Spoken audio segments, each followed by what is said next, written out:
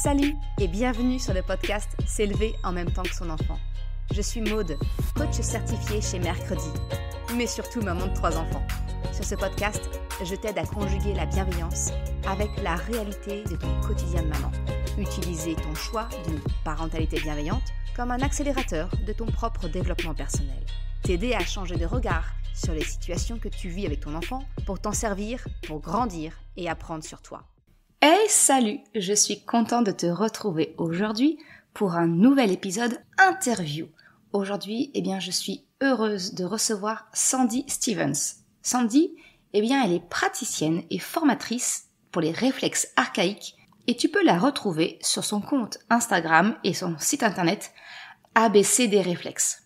Alors pourquoi est-ce que je voulais te parler aujourd'hui des réflexes archaïques avec Sandy ? Parce que pour moi, la découverte des réflexes archaïques a été un élément très important avec un de mes enfants. Un enfant hypersensible, angoissé, stressé. Et tu le sais parce que j'en ai déjà parlé à travers plusieurs épisodes de podcast, avec une petite problématique d'énurésie persistante. Alors oui, du coup, j'ai voulu chercher absolument toutes les pistes pour pouvoir l'accompagner au mieux. Et le bilan, finalement, c'est que effectivement, mon enfant avait énormément de réflexes archaïques non intégrés. Et c'est ce que m'avait un petit peu expliqué la praticienne qui a accompagné mon enfant. Et puis tu vas le découvrir à travers le partage que Sandy va faire dans l'épisode de podcast. Mais finalement, des réflexes archaïques non intégrés, c'est un peu comme un caillou dans la chaussure. Ça n'empêche pas de marcher, donc de grandir, mais c'est quand même sacrément handicapant.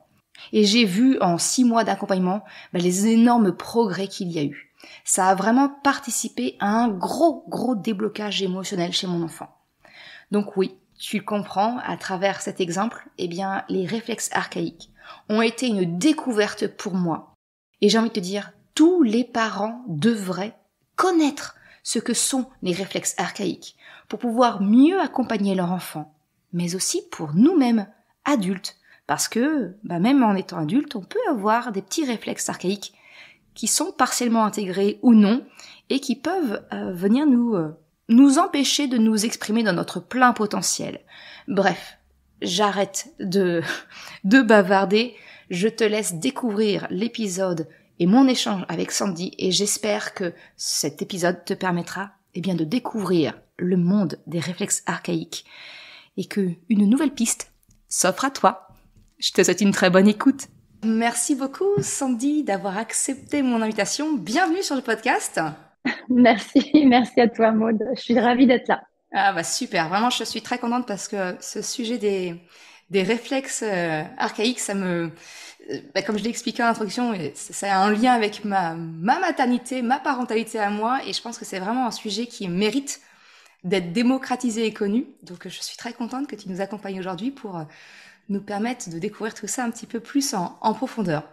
Alors même si je t'ai présenté brièvement dans l'introduction, est-ce que tu pourrais te présenter, expliquer un petit peu qui tu es et surtout ce que tu fais?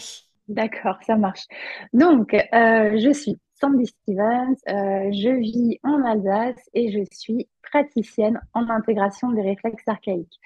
Avant ça, j'ai été instite pendant environ 15 ans. Et c'est en cherchant des solutions pour mes élèves qui avaient des difficultés d'apprentissage, mes élèves qui ne rentraient pas dans le moule scolaire, que j'ai découvert l'univers des réflexes. Et là, c'est comme si j'étais tombée dans la marmite. C'est ça. Je n'en suis jamais sortie. Ça a été vraiment comme si on avait allumé la lumière. J'ai pris conscience de plein de choses et puis j'ai reconnu mes élèves dans plein de cas et j'ai voulu creuser ce sujet. Donc, du coup, pendant un an, un peu plus d'un an, je me suis formée et j'ai commencé tout d'abord à exercer à mi-temps, instite d'un côté et praticienne en réflexe. Et puis, au bout de 2 ans, j'ai quitté l'éducation nationale, j'ai quitté le navire pour me lancer pleinement. Et voilà, là, ça fait quelques années que je fais ça et je me régale toujours autant.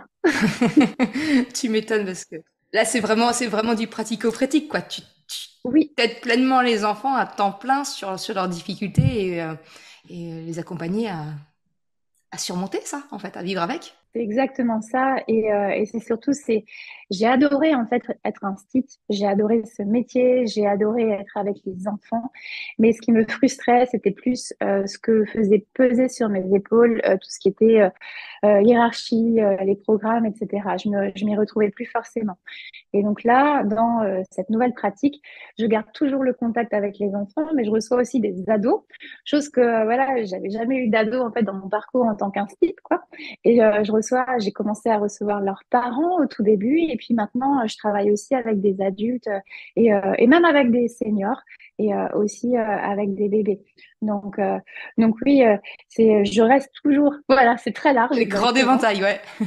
Ouais, donc je reste en lien effectivement très fort avec les apprentissages, mais voilà, l'éventail c'est ouvert. C'est chouette. Alors, du coup, avant qu'on aille vraiment plus loin, je pense qu'on va reprendre juste la base, parce que je pense qu'il y a beaucoup de personnes qui vont écouter le podcast. Réflexe archaïque, dans le meilleur des cas, ils ont entendu le mot, mais ils savent pas vraiment ce qu'il y a derrière. Et Mm. pour d'autres, c'est vraiment dire Kezako, les réflexes quoi? Est-ce que tu peux nous expliquer un petit peu, c'est quoi en fait un réflexe archaïque non intégré? Enfin voilà, explique-nous un D'accord. petit peu. Ça marche, mais oui, parce que tu fais bien de le dire. C'est vrai que voilà, dans des réunions de famille ou avec des amis, quand je dis que je travaille sur les réflexes archaïques ou que je travaille sur les réflexes primitifs, voilà, c'est l'autre nom. Parfois, on imagine au fond d'une grotte avec une peau de bête ou C'est ça. c'est un peu spécial. Voilà, primitif. Qu'est-ce que c'est? En fait, réflexes archaïques, ce sont des réflexes innés. Déjà, un réflexe. Juste la définition d'un réflexe, c'est un geste inné, une réaction automatique et involontaire à un stimulus. Ça, c'est la définition du réflexe.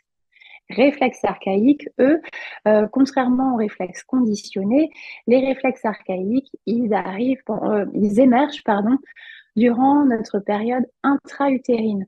Donc, c'est déjà le tout petit bébé, notre premier réflexe, il émerge à 5 semaines de vie in utero. Donc, c'est pour dire, hein, Ouais.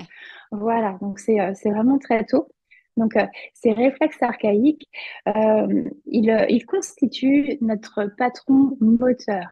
Donc, ils vont assurer notre développement pendant la période intra-utérine. Ils vont aussi être présents au moment de la naissance. Ce sont ces réflexes qui vont permettre au bébé de s'engager dans la matrice utérine et de venir au monde. Et puis, pendant les 3 premières années de vie, il y a d'autres réflexes aussi qui vont émerger, qui vont se développer, qui vont permettre à l'enfant de passer par toutes les étapes de son développement moteur pour accéder à la marche. Donc, voilà, c'est un éventail qui est assez large. Donc, à partir de 5 semaines in utero jusqu'à environ 3 ans, les réflexes émergent, se développent, maturent et s'intègrent. Donc, s'intègre, qu'est-ce que ça veut dire, C'est ça là, effectivement? c'est là quand on dit non intégré, intégré, c'est quoi? C'est Voilà. Parfois, c'est vrai qu'on peut entendre les réflexes disparaissent. Et non, en fait, les réflexes, ils ne disparaissent jamais. Quand ils s'intègrent, ça veut dire qu'ils basculent, en fait, au niveau du tronc cérébral. Donc, quand ils s'intègrent, ça veut dire qu'ils ne s'expriment plus de manière vraiment inopportune. Pour donner un exemple, l'agrippement palmaire. L'agrippement palmaire, c'est un réflexe qu'on connaît bien. On va le tester à la maternité, on le teste à la naissance des enfants. Et puis même nous, en tant que parents, on l'a peut-être vu, quand on pose le doigt dans la main du tout petit bébé, il va spontanément fermer sa main. Donc là, en tant que parent, on se dit, ah, il m'aime. Alors oui, oui, oui, oui, ton bébé t'aime, bien sûr. Mais il y a aussi une réaction spontanée et involontaire, c'est ce réflexe-là. Donc ce réflexe, il est censé s'intégrer, c'est-à-dire il est censé, ce mouvement, ne plus se déclencher. Quand je viens effleurer la base là, des métacarpes, la main n'est plus censée venir se refermer. Mais il arrive parfois que ce réflexe, il reste actif et donc il va en fait nous parasiter au quotidien. Il entraîne une réaction involontaire ou voilà. Donc on peut retrouver par exemple quand on a une difficulté d'écriture, main crispée, etc. Mais pour expliquer que ces réflexes, ils ne disparaissent pas, je vais prendre un autre exemple. J'aime bien les exemples ah en mais fait. moi j'aime le concret. Alors vas-y. D'accord. Donc, faut que tu imagines, tu prends le bus heure de pointe. Donc, tu te vois dans un bus rempli, tu es debout. Et puis, d'un seul coup, le chauffeur freine. Donc, ce qui va se passer, c'est que d'un seul coup, tu vas t'agripper à un truc pour éviter de te casser la binette dans le couloir du bus. Donc, au meilleur des cas, tu t'agrippes à la poignée. Au moins, meilleur des cas, tu l'agrippes aux cheveux de ta voisine. Mais c'est ton agrippement, en fait, qui va te sauver la mise. Donc, en cas d'urgence, en cas de situation un peu de survie, de gros stress, nos réflexes reviennent un peu sur le devant de la scène pour assurer notre survie. Et puis après, ils sont censés rebasculer en arrière-plan quand on n'en a plus besoin. Mais voilà, parfois, il arrive qu'ils n'arrivent pas vraiment à rebasculer en arrière-plan, ils restent actifs et ils vont nous parasiter au quotidien. C'est pour ça que tu as dit qu'en fait, finalement, les réflexes archaïques ne disparaissent pas, mais C'est s'intègrent, ça. parce qu'ils peuvent être capables de revenir sur le devant de la scène s'il y a besoin, parce qu'ils sont là pour assurer la Voilà, survie, finalement. c'est exactement ça. Ils sont là pour assurer notre survie, notre développement. Voilà, je disais inné, in utero, archaïque, primitif, c'est pour assurer la survie de l'espèce. Permettre au bébé qui, au début, ben voilà, il naît, il fait pas grand-chose, ce petit bout-là, voilà, lui donner les patrons moteurs pour accéder à la marche. Et donc, c'est pour sa survie. Dans les premières heures, enfin, dans les premiers moments de sa naissance, on voit le bébé qui, voilà, il arrive au monde, on le pose sur le ventre de la maman, ce bébé, il est capable de ramper, d'enclencher sa reptation. Donc, c'est le long de la ligne brune que Oui, certaines femmes ont. C'est voilà, c'est la piste d'atterrissage du bébé, hein. c'est Il ça. a le chemin, c'est son GPS. Et puis, il va ramper jusqu'au sein. Pareil, au niveau du sein, le téton va être plus foncé, en fait, quand on donne naissance à son bébé. Donc, c'est pour que lui, qui voit pas, il est un peu miro comme une taupe à sa naissance, il voit pas grand-chose, hein, il voit pas les couleurs, etc. Donc là, euh, c'est la ligne blanche, comme pour les non-voyants, les malvoyants, qui Le va le guider contraste qu'il jusqu'au amène. sein. Voilà. Et donc, ça, voilà, reptation. Puis après, réflexe des points cardinaux, donc au niveau de la joue, près de la bouche, pour qu'il puisse chercher le bout de sein. Et puis après, réflexe de succion, il va se mettre à téter. Et voilà, c'est sa survie qui est engagée. Ouais. Ah, c'est chouette. On sent la passion que tu as et ce qui est dingue, c'est que tu arrives à la transmettre. Tu dis, mais oh, c'est un monde. Moi, tu me donnes très envie d'explorer encore plus, en tout cas, ce monde-là. Je t'avais prévenu une fois que tu y goûtes, alors là. C'est ça. Et dis-moi, du coup, une fois, alors, ok, donc maintenant, je pense c'est bien au clair ce qu'est un réflexe primitif, un réflexe archaïque, Mm, et la nécessité de son intégration passé 3 ans, en mm, fait, dès que oui, l'enfant a mis en marche tout son système. Mais c'est quoi les conséquences, justement, mm, chez l'enfant, ou peut-être même chez l'adulte, mais ça on en reparlera plus tard, d'avoir un réflexe qui n'est pas complètement intégré, voilà, comme tu oui, dis, qui parasite un peu. C'est quoi les conséquences, oui. par exemple? Alors, on peut observer des conséquences au niveau de 3 sphères. On peut observer des conséquences au niveau de notre sphère cognitive, au niveau de notre sphère émotionnelle et au niveau de notre sphère corporelle. Donc, pour donner un petit peu des exemples, sur le plan cognitif, ce qu'on peut observer, ça va être, on peut rencontrer des difficultés de concentration, des difficultés au niveau des apprentissages, des difficultés, voilà, que ce soit la lecture, l'écriture sur le plan logico-mathématique, ce genre de choses, mémorisation également. Sur le plan émotionnel, ça va être plus de l'ordre de l'accueil des émotions. On peut observer, voilà, des personnes qui peuvent être timides, vraiment très introverties, ou alors au contraire, des personnes un peu au son chaud qui vont, voilà, péter un câble, démarrer au quart de tour, colère, puissance 10, voilà. C'est un peu notre curseur là pour accueillir nos émotions. Sur le plan corporel, on peut voir différentes choses. On peut avoir des douleurs dans le corps, douleurs au niveau du dos, douleurs au niveau des cervicales, douleurs au niveau des genoux aussi, suivant les réflexes. Et puis, ça va aussi influencer notre posture et notre coordination, notre motricité globale et même notre motricité fine. Donc vraiment, ils ont un impact, oui, qui est vraiment très, très, très vaste. C'est un large panel. Là encore, on retrouve l'éventail, mais Oui, qui est aussi très large sur oui, l'impact au quotidien. oui, Alors, à contrario, si je me mets à la place des personnes qui écoutent, oui, notamment des parents qui ont peut-être des jeunes enfants, se dire comment est-ce qu'en tant que parent, on peut favoriser la bonne intégration de ces réflexes chez notre enfant. Comment est-ce qu'on peut Oui. aider les enfants à bien les intégrer, à mieux les intégrer? Est-ce Oui. que c'est possible? Absolument. Mais oui, les facteurs, si on prend la question juste à l'envers un instant, ce qui va bloquer l'intégration des réflexes, il y a plusieurs périodes clés. Il y a la période intra-utérine, mais ça, voilà, une fois que l'enfant est là, on n'y a pas forcément accès. Il y a la naissance aussi. Il y a beaucoup de choses qui se jouent au moment de la naissance. Et puis, cette naissance, on n'a pas forcément, nous, en tant que parents, la main dessus. Quand il y a un bébé, voilà, qui se présente de telle ou telle façon et qu'il faut l'aider à venir au monde, on choisit pas forcément ah non non non, moi je voulais un accouchement physio, non mais là le bébé il est en souffrance donc madame On y va. vous êtes bien gentille, voilà. Et donc après pendant les premières années de vie, c'est tout simple, c'est vraiment favoriser les interactions, les échanges avec son bébé, les câlins, le toucher, c'est très important. Les massages aussi peuvent être clés. Et puis surtout, euh, permettre à son enfant d'explorer sa motricité en toute liberté. Donc, quand on va faire les courses, quand on attend un bébé, dans les magasins de bébés, il y a le rayon Youpala, là, les trucs à roulettes. Donc ça, c'est même pas la peine. On Hop, évite. c'est bon. Voilà.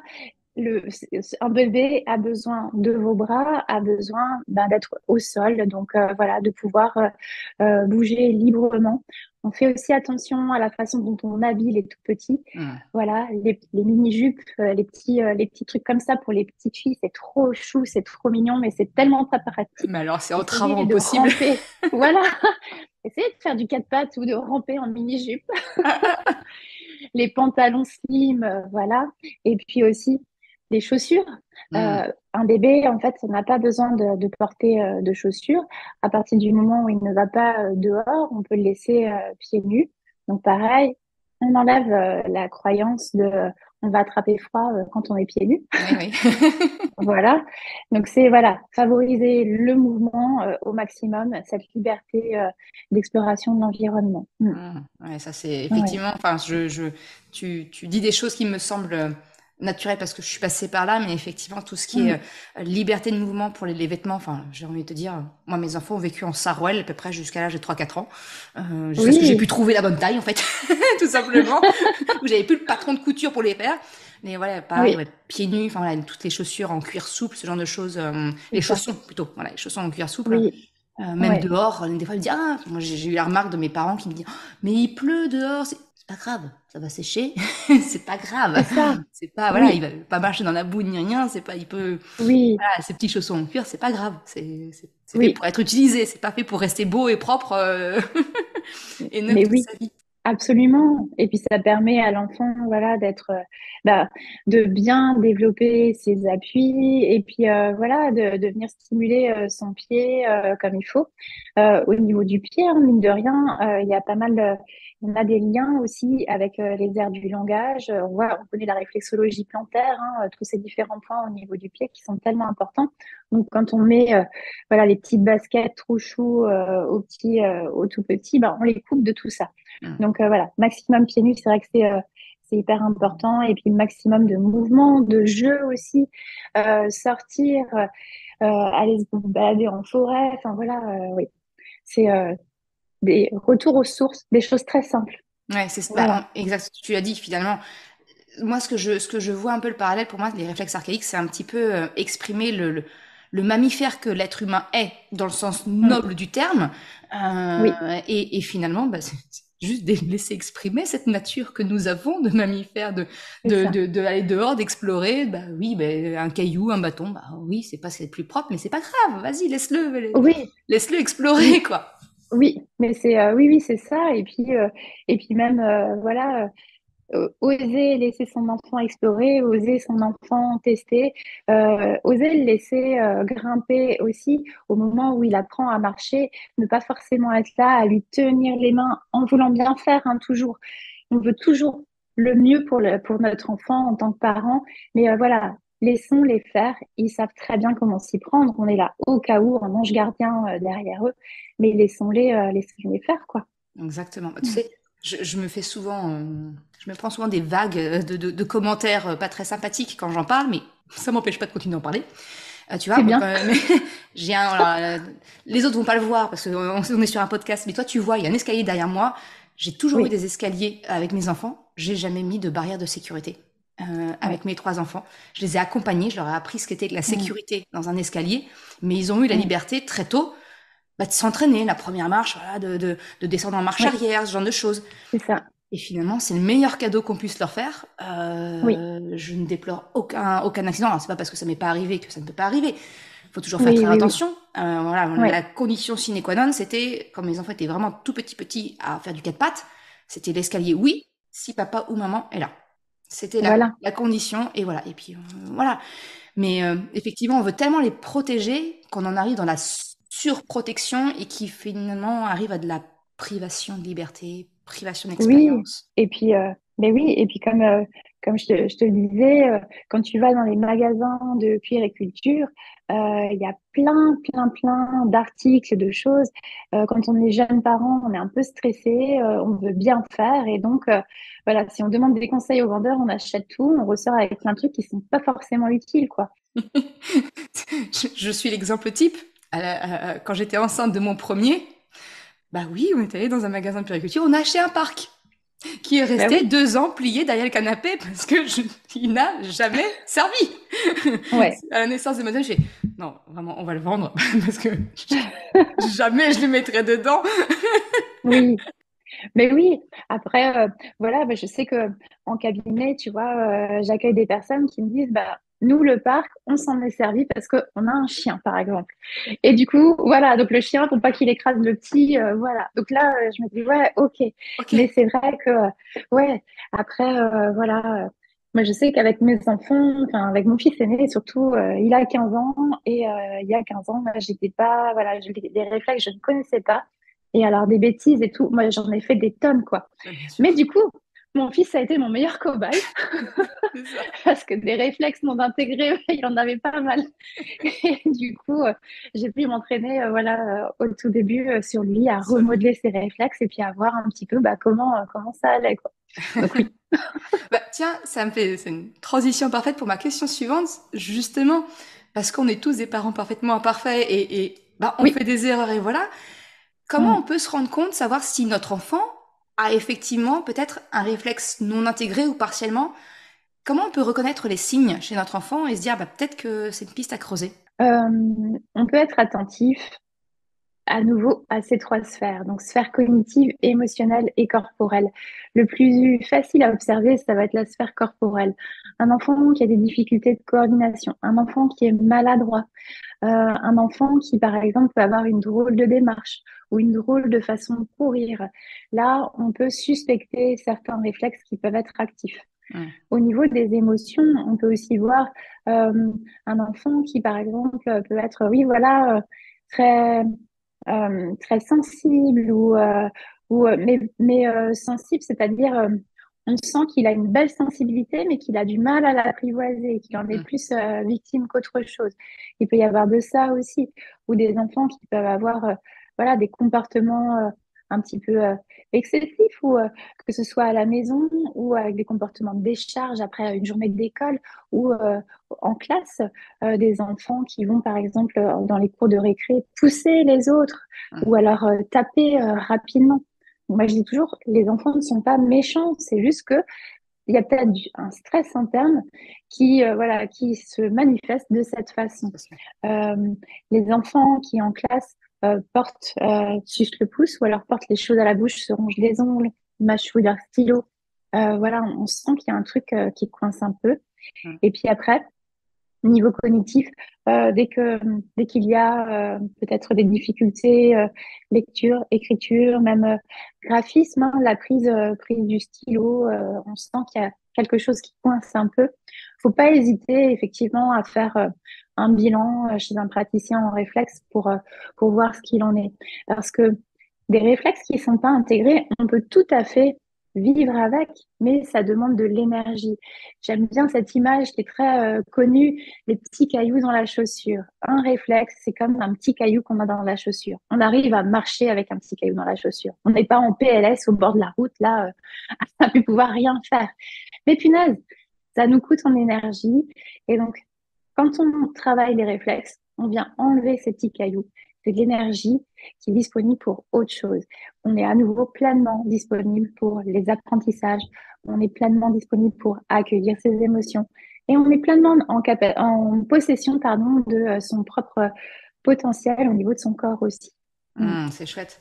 Du coup, finalement, c'est que ouais, c'est ça. C'est que finalement, prendre le temps d'explorer la piste des réflexes archaïques pour son enfant, c'est Oui, permettre à son enfant de se développer dans son plein potentiel. C'est on retire c'est les ça. petits cailloux, on retire là, les petits parasites pour vraiment, allez, vas-y, exprime ce que Oui, tu as exprimé, quoi. c'est ça, et c'est pour ça que moi, j'aime bien présenter cette approche comme une approche qui est tout à fait complémentaire d'autres pratiques. Mm. Donc, quand moi, on vient me voir pour des difficultés en lien avec les apprentissages, je vais travailler vraiment en concertation avec les orthophonistes.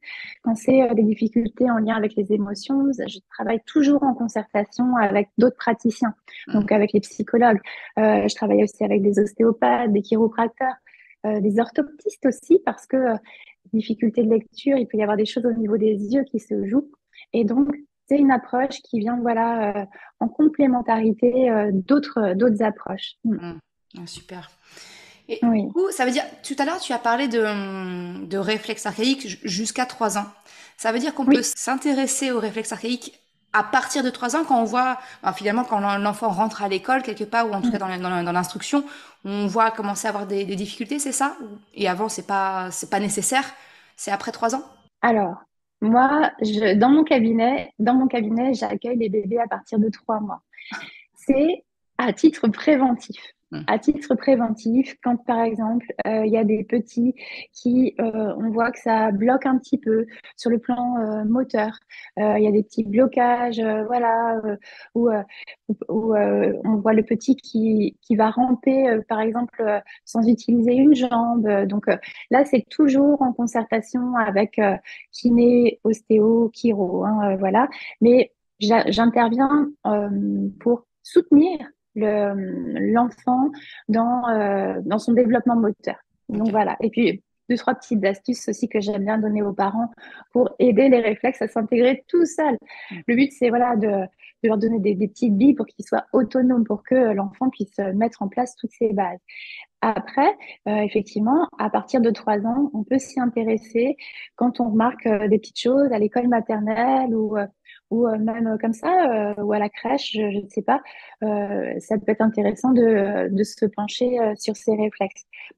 Et puis, ouais, en fait, à tout âge, c'est intéressant de s'y pencher, mais dès l'âge de 3 mois en prévention déjà, et après également. En général, on vient me consulter surtout à partir du CP, parce qu'au CP, les enfants vont rentrer vraiment dans les apprentissages. C'est là où ils vont devoir s'asseoir, moins bouger en classe. Donc, ils ont moins voilà, le corps qui vient les soutenir. Et c'est là qu'ils peuvent être un peu confrontés plus ouais, difficilement à certains réflexes qui sont actifs. Ouais, Ouais, ça m'étonne pas. Et du coup, justement, tu dis à tout âge. Ça veut dire que oui, donc tu l'as dit aussi, hein, tu as accompagné des adultes, des seniors. Mais ça veut dire aussi que oui. nous, en tant que parents, on peut peut-être se dire, on se reconnaît dans le fait de mordiller, voilà, de choses autres, et que ça peut être intéressant finalement de faire aussi un bilan euh, pour soi, voilà, de connaître aussi l'état des lieux de nos réflexes. Oui, absolument. À tout âge, ça peut être intéressant de travailler les réflexes. Et c'est vrai que quand je fais un bilan pour un enfant, j'aime bien que les parents soient là, l'un ou l'autre parent. Et puis, j'explique. J'explique pas mal. En fait, je suis assez bavarde. Donc, j'explique ce que j'observe. Et il y a des parents qui me disent, ah ouais, mais moi, je sais que oui, moi, je suis aussi comme ça. Je suis comme mon fils. Ou alors, ah non, mais là, ma fille, c'est comme son père. Hein. Là, c'est clair. Voilà. Et oui, effectivement, à tout âge, on peut travailler les réflexes. À tout âge, ça peut venir, voilà, débloquer certains petits rouages. Et puis, ça peut nous aider dans notre développement personnel, hein, Hein. vraiment. Donc, il n'y a pas d'âge pour s'y intéresser. Pour moi, mon expérience, je, moi, j'étais enseignante, j'étais un site et j'étais quelqu'un de très introverti, assez timide, etc. Et les réflexes m'ont réussi à déverrouiller certaines choses. Et puis là, voilà, maintenant, je me retrouve sur le devant de la scène. Ben voilà, on est là toutes les deux Voilà. aujourd'hui. Et puis, chose que j'aurais jamais imaginée il y a quelques années. Oui, je me retrouve en conférence à animer voilà, devant plusieurs personnes. Et cette timidité-là, ce côté très introverti, moi, je sais que j'ai réussi à le dénouer grâce aux réflexes. Grâce au Vraiment. réflexe. Ouais, super. Et du coup, est-ce que tu aurais des conseils comme ça aux parents de, quelque part, je veux dire, de bonnes pratiques, entre guillemets, hein, je mets des Mm. gros guillemets, Oui. pour accompagner son enfant à la maison et pour peut-être, déjà, à notre manière, à notre échelle en tout cas, Mm. participer à l'intégration ou voilà, rééquilibrer un peu notre enfant? Qu'est-ce qu'on peut faire, nous, en tant que parents? Oui. La première chose qu'on peut faire, c'est quand on observe certains comportements qui peuvent parfois un peu nous agacer. Donc l'enfant qui ne tient pas en place à table, par exemple, ou qui a une drôle de façon de s'asseoir, l'enfant qui est maladroit, qui renverse son verre pour la xème fois, voilà, c'est ne pas forcément tout de suite mettre une étiquette. Ah là là, toi t'es le maladroit. Ou ah là là, voilà, celui qui est dans la lune, le Pierre Richard de la famille. Le poison, Parce les que étiquettes. c'est ça. Souvent, il y a des réflexes qui sont derrière ça. Donc, ce qu'on peut mettre en place en tant que parent, ça va être de permettre aux enfants de pouvoir bouger s'ils en ont besoin. Par exemple, je prends juste un exemple concret, le temps des devoirs. C'est permettre à un enfant qui tient pas forcément en place sur une chaise, on peut lui glisser sous les fesses les petites galettes là, les galettes gonflables là, galettes d'équilibre, coussins d'équilibre, pour qu'il puisse avoir une stimulation sensorielle, Mm. pour que lui il puisse s'apaiser, apaiser son système nerveux. Permettre à l'enfant qui, quand il vous parle, qui vous regarde pas forcément dans les yeux, ben, c'est peut-être qu'il y a un réflexe qui est actif. Donc dire c'est ok, voilà, accueillir ça, ne pas le forcer à regarder dans les yeux. Je sais pas, c'est par des petites choses en fait. Permettre de bouger, ne pas forcer un enfant, ne pas le contraindre Mm. quand il veut pas faire quelque chose. Et puis oui, surtout bouger en fait, bouger, jouer en famille. Et puis après, si on a des câlins sur pattes, faire des câlins, faire des massages, voilà, cette stimulation tactile qu'on perd un peu en fait, même s'il y a plein d'ateliers massage bébé et tout, mais après massage enfant, il y en a de moins en moins quoi. Donc ça aussi, ça peut être chouette. Et puis après, au niveau des vêtements, on l'évoquait chez les petits, mais même chez les plus grands, des vêtements pratiques dans lesquels on se sent bien et dans lesquels on peut bouger. Ne pas forcer un enfant qui supporte pas les vêtements tout serrés à porter ça. Voilà, l'enfant qui est sensible aux étiquettes, à certaines matières, ben, on va dans son sens parce que il y a peut-être certains réflexes qui font que ces capteurs sensoriels tactiles sont hyper aiguisés et que vraiment pour lui c'est dur de porter ça. Mm.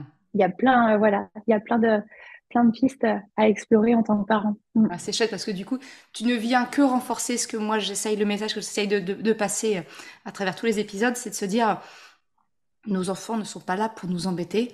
C'est que s'ils expriment quelque chose, s'ils montrent quelque chose, c'est d'aller au-delà de notre croyance, de notre lecture de pensée qu'on croit qu'il veut faire ci, qu'il veut ça. Non, c'est d'aller chercher de comprendre le Oui, pourquoi. Le oui. pourquoi. Parce que quand tu parles des étiquettes, moi je pense à mon petit frère petit. Les coutures des chaussettes, c'était sa Mm. sainte horreur. Et en fait, ma mère a mis beaucoup de temps à comprendre que le problème, c'est pas qu'il voulait passer sa vie pieds nus. C'était juste la Oui, couture des chaussettes qu'il supportait pas. Et à partir du moment où c'est elle ça. a trouvé des chaussettes en tube, c'était bon, c'était fini. Voilà. Mon fils, mon grand passerait sa vie en jogging. Et Oui, je vais pas le contraindre, effectivement, à mettre un jean. Alors les chemises, j'en parle même pas. J'ai abandonné la bataille.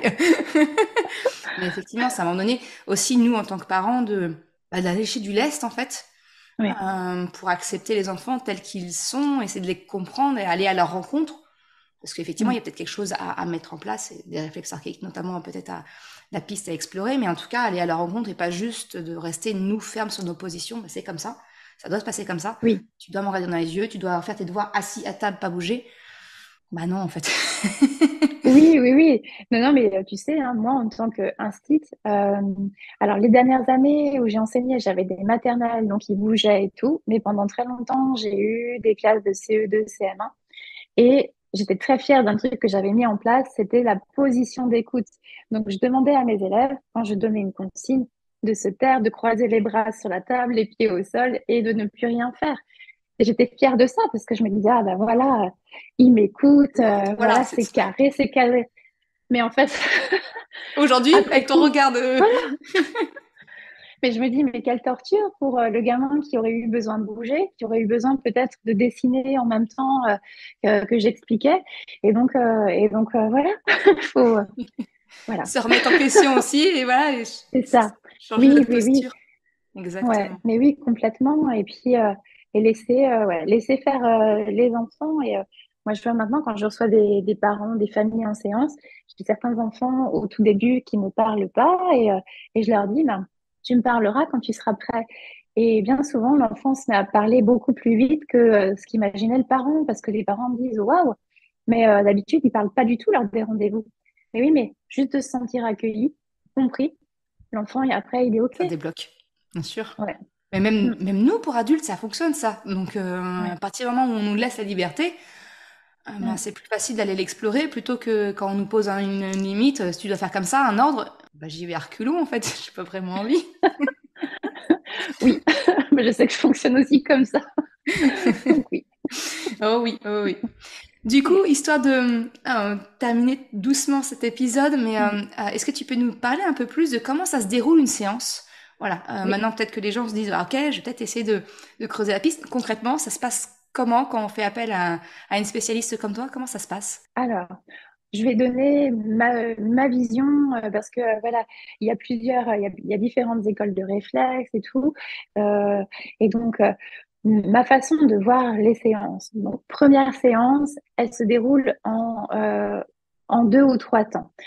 Premier temps, c'est un temps d'anamnèse, un temps de discussion pour, voilà, moi, déjà, ça nous permet de faire connaissance, Mhm. donc avec la famille, connaître le vécu de la personne qui vient me consulter, savoir quelles sont ses difficultés, etc. Mais on va aussi creuser un petit peu dans le passé, savoir voilà, comment s'est passée la grossesse, comment s'est passée la naissance, les 3 premières années de vie. Et puis le quotidien. Ça, c'est le premier temps. Dans un deuxième temps, ensuite, je vais tester les réflexes de la personne à partir d'un objectif. Quand on vient me voir, c'est souvent pour une raison, quoi. Donc, à partir de cet objectif, je vais tester les réflexes. Pour tester les réflexes, je vais faire des mouvements à la personne. Donc, ça, c'est une partie des tests. Donc, des tests dans la partie motrice. Je mets en action la personne en demandant de faire certains gestes, certains mouvements. Il y a aussi les tests sensoriels. Donc, je vais apporter une petite stimulation sensorielle, comme par exemple, tout à l'heure, je parlais de l'agrippement, venir faire un petit trait en haut de la main, voilà, dans la paume de main, pour voir s'il y a des réactions. Donc, il y a les tests sensoriels. Et puis, à partir de ces observations-là, moi, je vais coter parce que, voilà, en réflexe, on arrive à savoir si le réflexe est partiellement intégré ou complètement actif, quel est le pourcentage en fait. Donc voilà, et puis ensuite, à partir de ces observations et de l'objectif de la personne, on va regarder quels sont le ou les réflexes qu'on va travailler lors de la séance. Et donc, on va faire des mouvements, moi j'aime bien panacher avec des petits jeux avec les enfants pour les entraîner dans des chorégraphies de réflexes, parce que chaque réflexe a sa chorégraphie. Tout à l'heure, le réflexe d'agrippement, c'est voilà, je touche la main se ferme. Et on va travailler ça, par exemple, pour l'agrippement avec des petits jeux de balles, etc. Et puis après, je vais passer à l'intégration, le remodelage du réflexe en plusieurs étapes pour décortiquer cette chorégraphie, l'entraîner, parce que c'est à force de répéter la chorégraphie du réflexe que celui-ci va s'intégrer. Ok. À force de répéter de façon volontaire, qu'un mouvement involontaire devient pleinement volontaire et de manière pleinement intégrée. Et puis, suite à cette séance, on repart chez moi de mon cabinet avec une petite feuille de route sur laquelle je note des propositions d'activités de maturation. Donc, c'est un petit menu d'activités qui prend 3, 4 minutes, 4 minutes maximum à faire un petit peu tous les jours. Et ce sont des choses qui sont ludiques. C'est des activités, j'invite les familles à les faire ensemble. Mm. Et c'est par la répétition pendant environ 3 semaines, un mois qu'on va vraiment voir les réflexes qui vont s'intégrer au fur et à mesure. Oh, c'est chouette. Moi, en tout cas, ça me donne énormément envie. Comme je disais en introduction, autant mon grand est passé par là, mais je me dis que ça ferait pas de mal. Choupinette et Krapopoulos qui fassent un petit tour par la case réflexe archaïque. Et justement, dis-moi, alors toi, t'es en Alsace, mais tu peux pas être partout. Si on veut trouver quelqu'un comme toi près de chez nous, est-ce qu'il y a un annuaire quelque part des personnes qui peuvent nous aider à intégrer les réflexes archaïques? Absolument. Il existe plusieurs annuaires, en fait, un annuaire par école. Moi, je suis issue parmi les écoles que j'ai fréquentées, mais la dernière école que j'ai faite, dont maintenant je suis devenue une des formatrices, c'est Arc-en-Flex. Et donc, quand on va sur le site d'Arc-en-Flex, il y a un annuaire et là, on retrouve tous les praticiens en France et même à l'étranger, donc en Belgique, au Luxembourg, en Suisse. Il y a même outre-mer, en Martinique et à La Réunion. On a même des praticiennes voilà, dans les îles. Donc, il ne faut pas hésiter à jeter un œil à cet annuaire qui grandit en fait d'année en année au gré des certifications des praticiens. Super. Bon, je pense que ça peut donner des bonnes pistes aux parents qui écoutent, se dire peut-être faire un petit tour. Alors comme d'habitude, tous les liens ils sont en description de l'épisode et dans l'article de blog qui est associé. Je mettrai également tes coordonnées. Et comme tu l'as dit, toi aussi, donc tu es aussi formatrice au sein de cette formation-là. Donc tu proposes aussi, c'est des niveaux, non? Qu'est-ce que tu proposes toi? Alors, je propose différentes choses. Je propose en fait les modules. Donc, Arc-en-Flex, c'est une école de réflexe aux couleurs de l'arc-en-ciel. Donc, c'est Bénédicte Casal qui est la fondatrice de cette école. Elle est également ostéopathe. Et donc, maintenant, je les rejoins dans l'équipe. Donc, on propose différents modules de couleurs, soit pour creuser vraiment à fond l'univers des réflexes. Donc, il y a des modules pour aller jusqu'à une certification. Il y a un cursus obligatoire. Donc, les modules rouge, orange, jaune et vert. Ou alors, il y a des modules complémentaires. Et en fait, j'ai co-créé, un module complémentaire, c'est le module Indigo. On l'a co-créé à 3 avec Bénédicte Casal et puis Laurence Thibault, qui est aussi praticienne en réflexe et qui, comme moi, est une ex-enseignante. Et donc, ce module Indigo, il est à destination de tous, que parents, enseignants ou même tous les pros qui travaillent avec des enfants et des ados. Et on y propose une intro au réflexe en lien avec les apprentissages. Donc, comment booster les apprentissages des enfants et des ados. Et puis aussi des idées d'activités pour travailler avec des groupes d'enfants, avec des outils clés en main, des choses faciles à mettre en place et aussi des pistes pour observer facilement des réflexes actifs. Donc, des pistes pour observer ces réflexes en un clin d'œil. Et par rapport à, comme on en parlait, la posture ou la façon de tenir un stylo ou je ne sais pas, des comportements. Donc, ça, c'est le module Indigo. Chouette. Puis alors ça, pour le coup, ça peut vraiment servir à tout le monde. Enfin, c'est vraiment la base. Donc, c'est chouette. Ça permet de démocratiser encore plus, j'ai envie de dire. Libérons-nous de ces réflexes non intégrés ou partiellement intégrés. C'est exactement, c'est exactement comme ça qu'on l'a pensé. On voulait quelque chose qui soit accessible à tous et qui fasse vraiment sens avec du concret et du pratique. Donc, c'est comme ça qu'on a pensé ce module Indigo. Oui.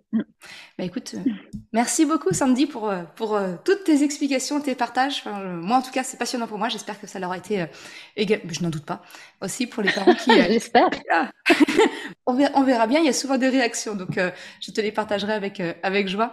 Mais en tout cas, un grand merci pour tout ce que tu as partagé. C'est vraiment des pistes très intéressantes à explorer. Un grand merci à toi. Un grand merci à toi aussi, Maud, pour ton invitation. J'étais ravie de discuter avec toi. C'était vraiment chouette. Et puis oui, comme tu disais, moi, je suis passionnée. Et donc, de discuter avec quelqu'un qui connaît les réflexes, d'avoir des échanges, c'est toujours hyper sympa. Donc, merci à toi.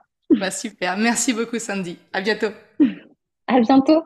Je te remercie d'avoir écouté cet épisode jusqu'à la fin. Si tu souhaites soutenir le podcast, pour m'encourager à continuer à créer des épisodes, eh bien, tu peux le faire sur le site mercredi.com/soutien en me faisant un don libre. Une autre façon de m'encourager et qui est vraiment très efficace, eh bien, c'est d'en parler tout simplement autour de toi, de partager le podcast, le site. Et si le cœur t'en dit, eh bien, c'est également de me laisser un commentaire ou une note sur Apple Podcast, Spotify, quelle que soit la plateforme, si elle te le permet. Ça m'aide vraiment à faire connaître le podcast, à diffuser ce message qu'une autre façon de la parentalité est possible. Un grand merci à celles et ceux qui prennent le temps de le faire, mais également ceux qui m'envoient des messages privés. Ça me fait toujours très chaud au cœur. Je te souhaite une excellente journée, après-midi, soirée, quel que soit le moment où tu écoutes, et je te dis à très bientôt pour un nouvel épisode. Ciao!